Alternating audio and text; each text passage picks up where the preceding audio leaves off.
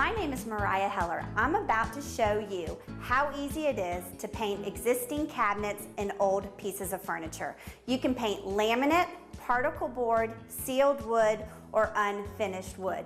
With this detailed DVD, you are well on your way to creating a space that's uniquely yours. Don't be scared. Utilize our helpline. We're just a phone call away. I wanted to give you a visual on the products that you will need for your project. Right here is a small roller, a tray, sanding block, and painter's tape.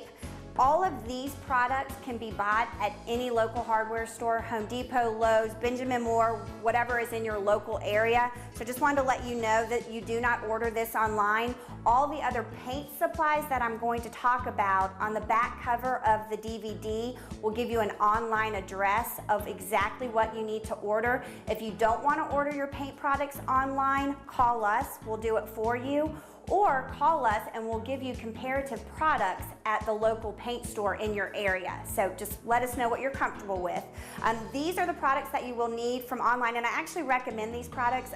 Just with being in the industry, I find that they are the best out there. This is what your base paint is going to look like. I always recommend brushing on your base color if you're going to glaze it afterwards. If you are applying no glaze and you're just doing the base color, it's fine and easy to paint with a roller. And then also too, I always paint the backs of the doors and part of the frame with a roller, regardless if you're using glaze or not. After your base coat, which is called set coat as well, we move on to your glaze. You need Viva paper towels. They are the best out there, the only ones that I have found that work wiping down the glaze correctly. So don't think you can substitute for a cheaper version. You need Viva paper towels. You can buy them at any grocery store. You need a little container with a lid. Again, you can get this at the grocery store, and this is to store your glaze if you have any left over to use in projects in the future. So it definitely needs a lid. Here is your glaze and the color you mix with your glaze. Rule of thumb is every 7 squirts of this, 1 squirt of this. The more glaze you have in your mix, the lighter your finish will be. The more color you have, the darker it will be, and it will actually be heavier distress if you use this color. This dries very, very fast. You have a little more working time when you use more of this. The top coat, it's actually a 2 top coat process that I recommend. It's not this, the jar looks like this. I wanted to pour some out though and show you. It looks like glue. If you touch it, it feels like glue. And you will get 2 jars this size of this product to top coat your cabinets when you're done.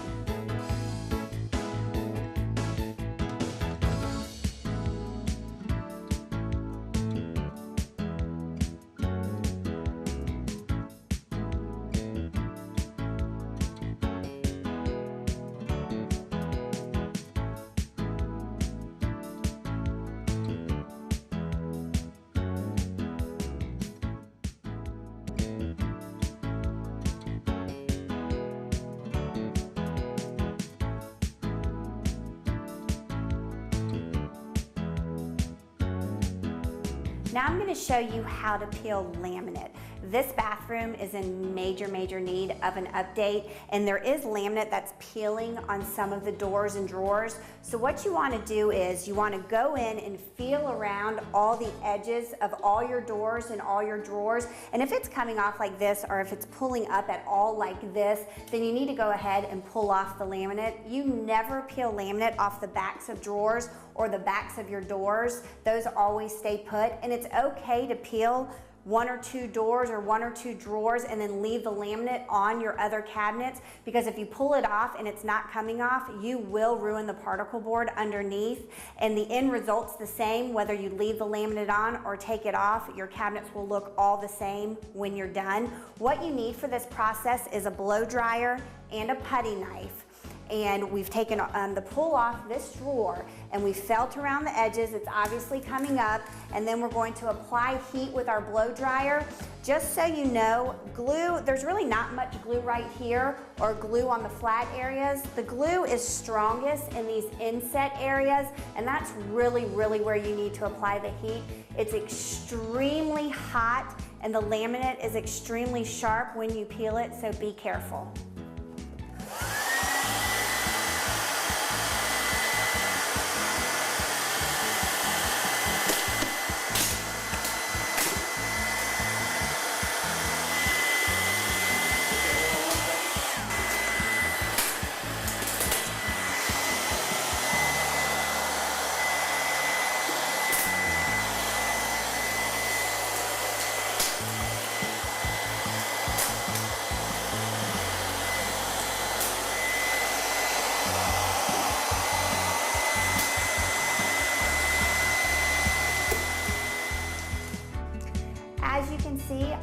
applying heat with your blow dryer and using your putty knife, the laminate comes right off.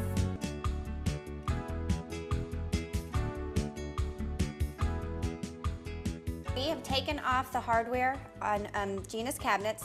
Now the next step is to tape everything off. You're going to tape along the cabinets, you're going to tape the baseboards along the floor, and anywhere else you don't want to mess up. You could do it on your backsplash, around your sink, wherever, around your windows, wherever you feel you need the tape for protection. And then you're ready to start sanding and priming. Gina has already taped off her cabinet, so now she is going to use a sanding block and lightly sand down her cabinet. She's going to start on the outside and then move to the middle panel. The Mofo written manual has a detailed list of products to buy, and the sanding block she is using is on that list. After priming, damp a rag and wipe down the face of the cabinet so no residue is left behind from the sanding block.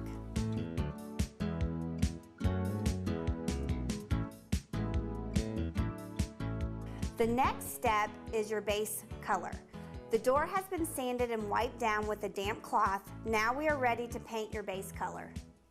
The most important part of the base paint is light paint on the brush and light strokes.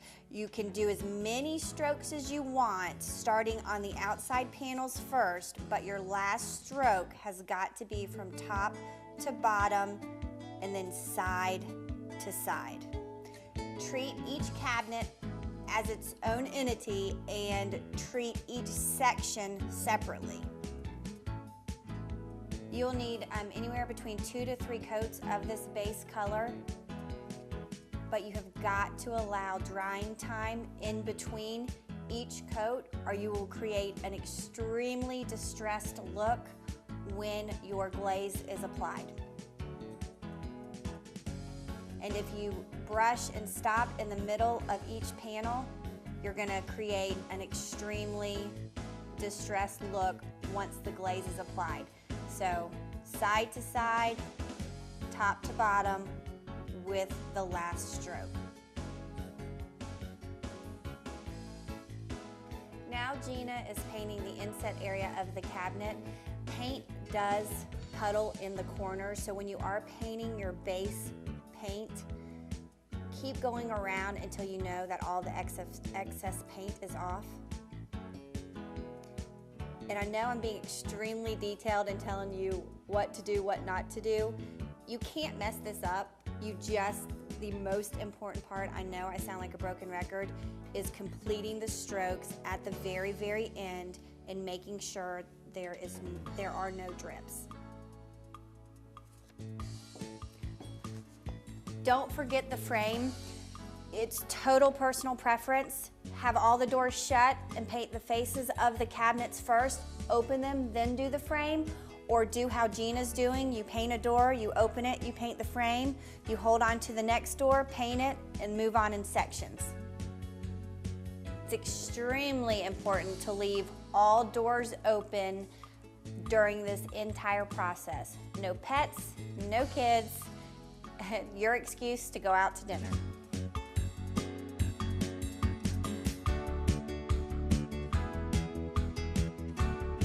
For the glaze step, you need to have your glazes, and you also need to have a trash bag, an old shopping bag, and paper towels. The best paper towel I've come across is Viva paper towels, or you could always use cheesecloth. You're going to want to take one regular size paper towel and fold it into a small square. And you're doing this because every time you rub down a piece of glaze, you're going to change it to a clean side. If you use the same paper towel over and over, you're going to create a much heavier, distressed look. This cabinet has already been pre-primed and pre-painted with your chosen base color, and now we're ready to glaze. You do not have to lightly sand when you begin this step.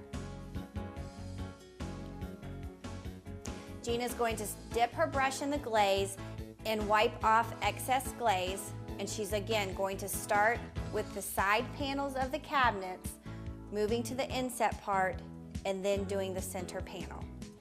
If you want the glaze to puddle in the corners of the inside and of the inset part, apply heavier glaze in the corners. You can do heavier glaze on your brush, heavier than you would use the primer or the base color. And it's okay if it looks thick and messy because you are wiping it off to achieve the light glaze effect.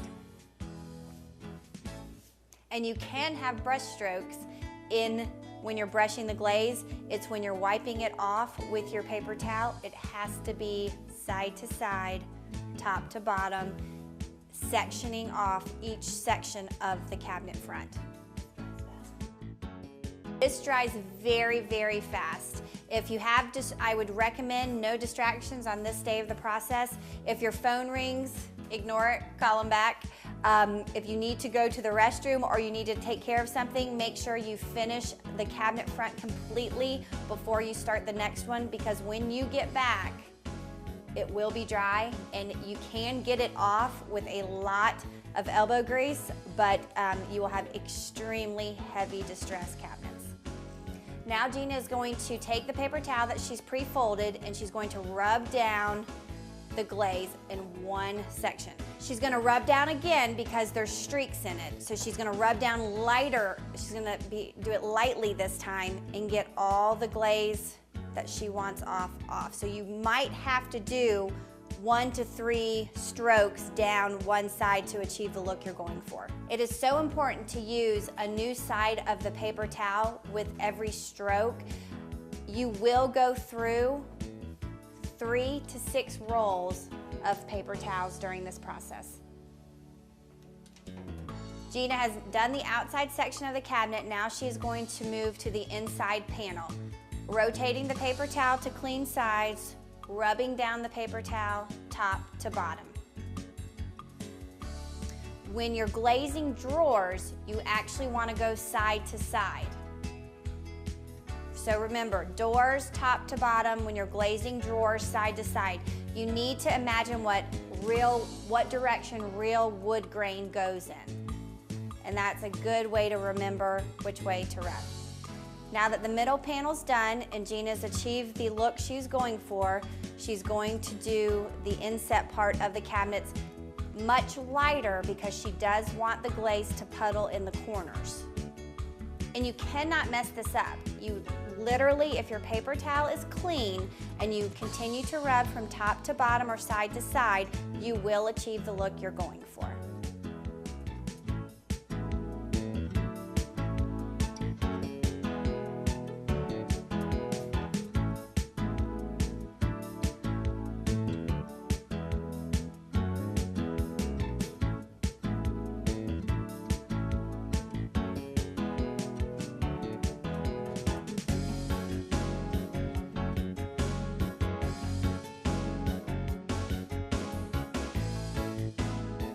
Gina's created a light faux look. She is now going to create a little heavier look.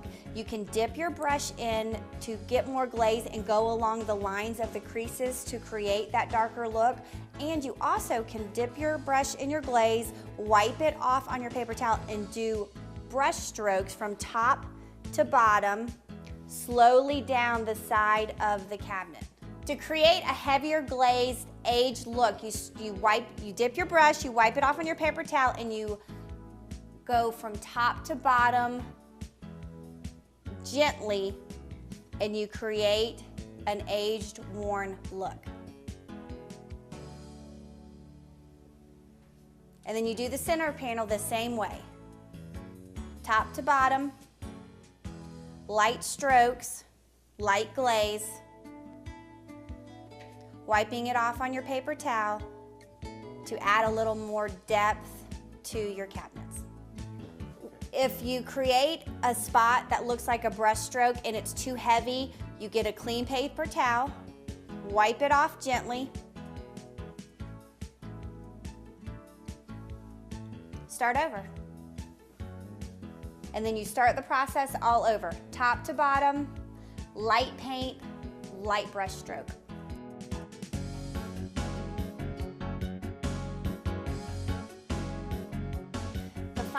coat is a clear acrylic top coat. It's in your MoFo manual. It will tell you exactly what to buy.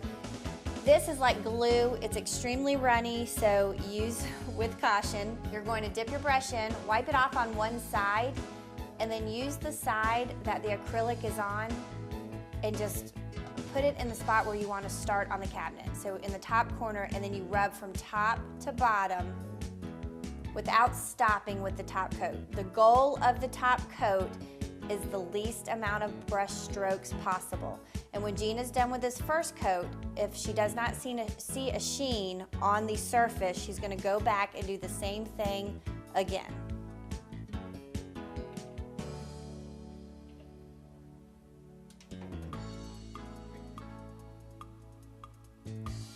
So from side to side, one brush stroke. If she needed to, she could go back over it the entire length of that top part of the cabinet. And what's important about this is drip. So when you're done, you can always go back, brushing from top to bottom, side to side, and get off any excess top acrylic coat.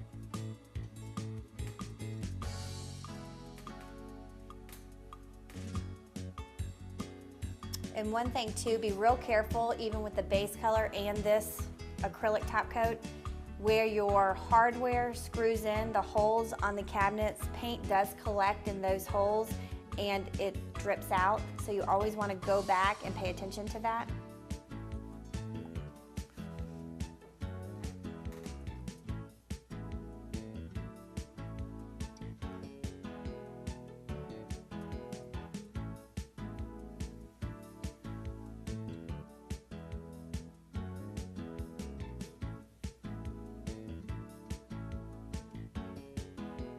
The acrylic top coat will appear dry after an hour or two. It is fully not dry for 24 hours, and you need to be so careful for the next 2 to 4 weeks until everything is fully cured. But that is the last step, and now you have created a unique space.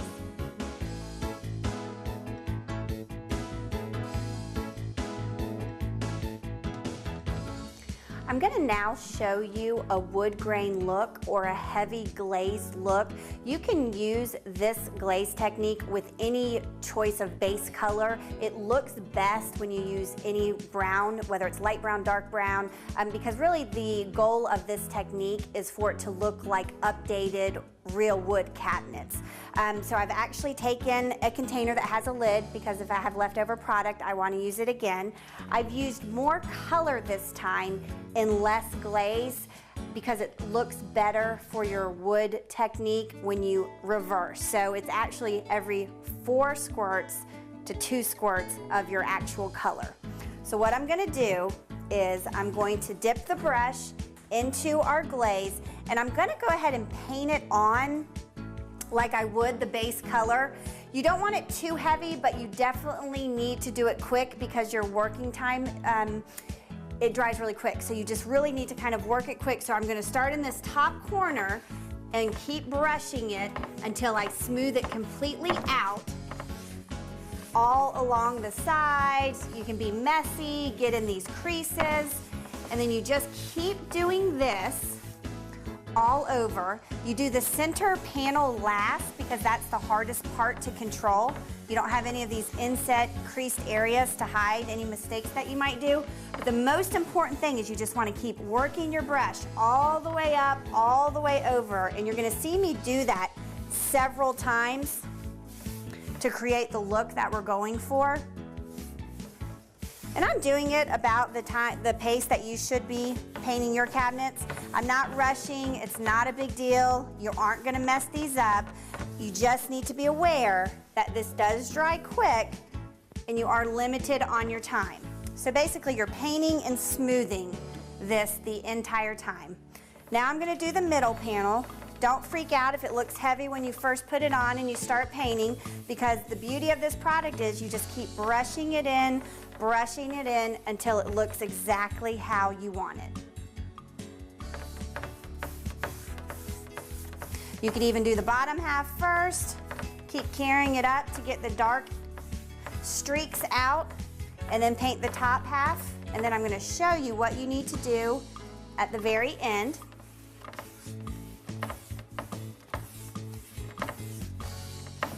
So we've covered our entire cabinet. I'm just doing random strokes to make sure it's completely covered. Last thing I'm going to do, all the way down, all the way over, up and over. The center panel is so important. Bring your brush all the way down until you achieve the look that you're going for.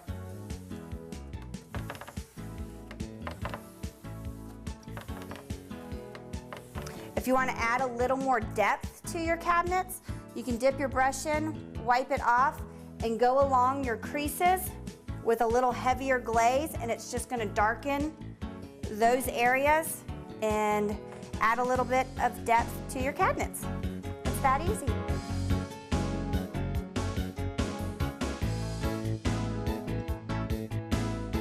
I wanted to show you how easy it is to update old furniture. This actually was an old pine dining room table that we've painted black, and we wanted it to have a distressed look. So how I created that distressed look for this desk is I got my sanding block, followed all the Mofo steps, painted it black, and I sanded on all of the edges for the wood color to come through. So we did it down here, we did it right here. This only works if your existing cabinets or pieces of furniture are wood, wood veneer, or unfinished wood, even particle board you could do this technique on. I have a little cabinet sample and I wanted to show you how you do it on an actual cabinet. You would take your creases and then any part like right here, and you would just sand it until the natural color came through.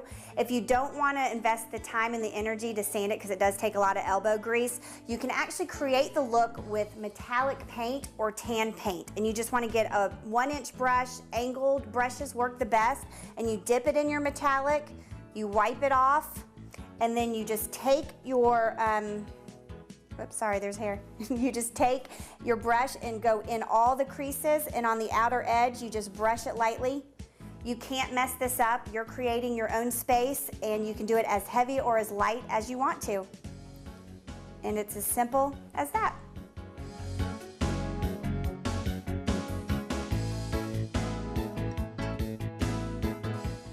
This is my kitchen after I was able to use my Mofo box. It was very easy. I found no difficulty following every instruction from priming, sanding, base coat to glazing. I had no difficulty whatsoever, and I feel that anyone who was to purchase a Mofo box would be able to get the beautiful results that I've been able to achieve. When we bought this house, the kitchen had a real rustic Tuscan feel, and the one thing that needed to be updated was my kitchen cabinets. And rather than go out and spend like $5,000 to update them, I went ahead and tried the Mofo kit. I am so glad I did, because it was so easy, and I've gotten so many compliments. Look at the way they've turned out. I really recommend it. I was tired of my old kitchen cabinets. I needed an inexpensive way to give them an update, so I purchased a Mofo kit. In a matter of days, I was able to give my kitchen a whole new look. If I had questions, I just called their toll-free number. If I can do it, you can do it too.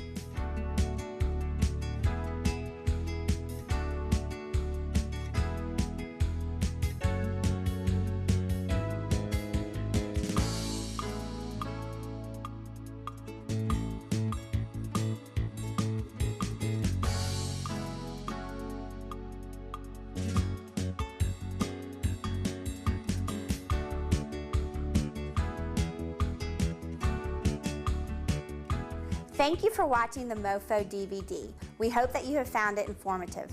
Please remember to follow these helpful tips. Read the written manual before you get started. Practice your chosen technique on the enclosed wood sample. Always use light paint on your brush and do light brush strokes. Complete strokes right to left and up to down. Each step needs to dry completely before moving on to the next step. It takes 2 to 4 weeks after you finish for the paint to fully cure. Be careful. Don't be scared, and remember to have fun.